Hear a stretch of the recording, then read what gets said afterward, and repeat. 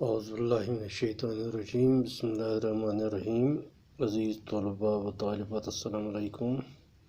آج ہم میر انیس کی رباعی کی تشریح کریں گے۔ میر انیس نے جو آپ کی درسی کتاب میں جو رباعی کلم بند کیے ہیں، اس کے 3 بند ہیں، 3 حصے ہیں۔ چونکہ ہم نے پہلے ہی پڑھا ہے رباعی کی تعریف میں کہ رباعی میں 4 یعنی کہ مصروں کا ایک بند ہوتا ہے، تو اسی طرح سے یہ 4 مصرے، اس میں 3 بند ہیں، تو ہر بند میں 4 مصرے ہیں۔ تو جو پہلا بند ہے وہ ہے: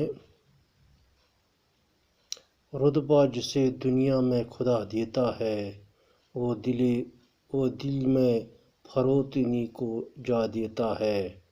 کرتے ہیں تہی مغز ثنا آپ اپنی، جو ظرف کی خالی ہے صدا دیتا ہے۔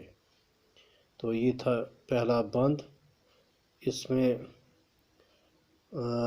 میر انیس رباعی کے ان اشعار میں فرماتے ہیں کہ خدا جسے دنیا میں بلند رتبہ بخشتا ہے، اس میں زیادہ نرمی، عاجزی اور انکساری پیدا ہوتا ہے، لیکن جو بیوقوف لوگ ہوتے ہیں، کم عقل لوگ ہوتے ہیں، انہیں تھوڑا سا رتبہ بھی مل جائے تو وہ خود اپنی تعریفیں کرنے لگتے ہیں۔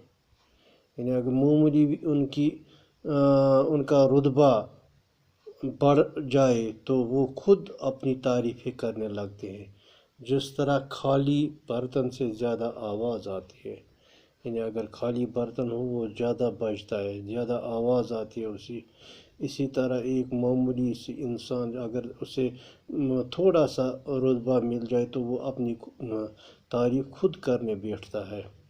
اس کے برعکس جس انسان میں نرمی ہو، عاجزی ہو، انکساری ہو، اس کو جتنا بھی رتبہ ملے وہ اپنی تعریف آپ نہیں کرنے والا ہوتا ہے، وہ اس میں نرمی ہوتی ہے، عاجزی ہوتی ہے اس کے باوجود بھی۔ تو دوسرا بند جو ہے وہ ہے: ماں باپ سے بھی سوا ہے شفقت تیری، افزوں ہے تیرے غضب سے رحمت تیری، جنت انعام کر کے دوزخ میں جلا، وہ رحم تیرا ہے یہ عدالت تیری۔ تو دوسرا بند جو ہے وہ ہے: شاعر خدا سے مخاطب ہو کر فرماتے ہیں کہ اے خدا، اے اللہ، تو اپنے بندوں سے ان کے ماں باپ سے بھی زیادہ محبت اور شفقت رکھتا ہے۔ یعنی یہ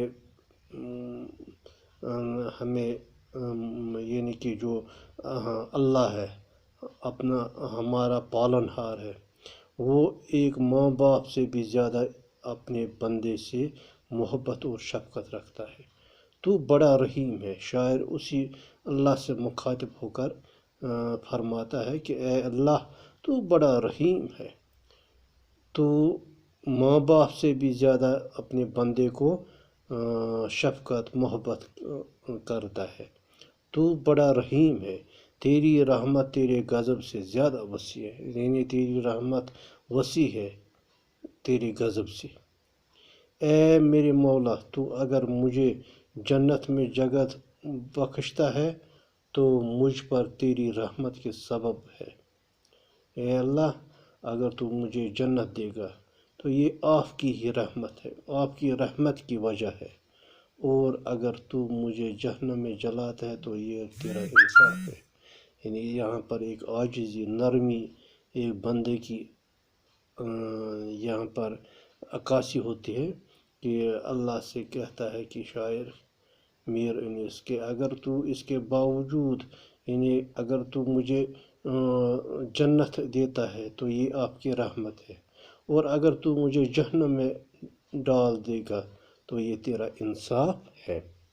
اس کے بعد جو تیسرا بند ہے وہ ہے: آغوش لحد میں جب کہ سونا ہوگا، جز خاک نہ تقی نہ بچھونا ہوگا، تنہائی میں آہ کون ہوئے گا انیس، ہم ہوں گے اور قبر کا کونا ہوگا۔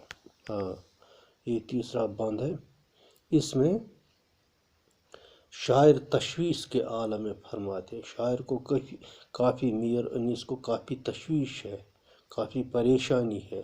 اسی عالم میں فرماتے ہیں کہ موت کے بعد جب انسان قبر میں پہنچایا جاتا ہے، جب ایک انسان کو موت کے بعد قبر میں ڈالا جاتا ہے تو قبر کی گود میں اسے سوائے مٹی کے کچھ میسر نہیں ہوگا، یعنی قبر میں اسے ہر طرف مٹی ہی مٹی ہے، مٹی کے علاوہ کچھ بھی نہیں اس کو میسر وہاں پر، نہ تکیہ ہوگا نہ بچھونا ہوگا، نہ بیٹھنے کے لیے بچھونا ہوگا نہ تکیہ ہوگا۔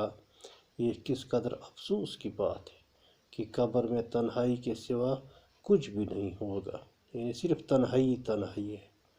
انیس میر یعنی میر انیس شاعر کا تخلص ہے، لیکن یہاں لغوی معنی دوست کے معنوں میں بھی استعمال ہوتا ہے، یعنی اپنے دوست سے بھی مخاطب ہے ان اشعار میں، یعنی اے دوست قبر میں سوائے تنہائی کے کوئی ساتھی نہیں ہوگا۔ اپنے آپ سے کہتا ہے کہ اے دوست، اے میر انیس، آپ کو قبر میں سوائے تنہائی کے کچھ نہیں ہوگا، مجھے بے یار و مددگار قبر کے کونے میں پڑا ہوگا، میں بے یار و مددگار، کوئی مجھے مددگار نہیں ہوگا، قبر کے کونے میں پڑا ہوا ہوگا، وہاں نہ کوئی آرائش ہوگی اور نہ کوئی ساتھی ہوگا، وہاں نہ کوئی آرام ہوگا نہ آرائش ہوگا اور نہ کوئی ساتھی ہوگا۔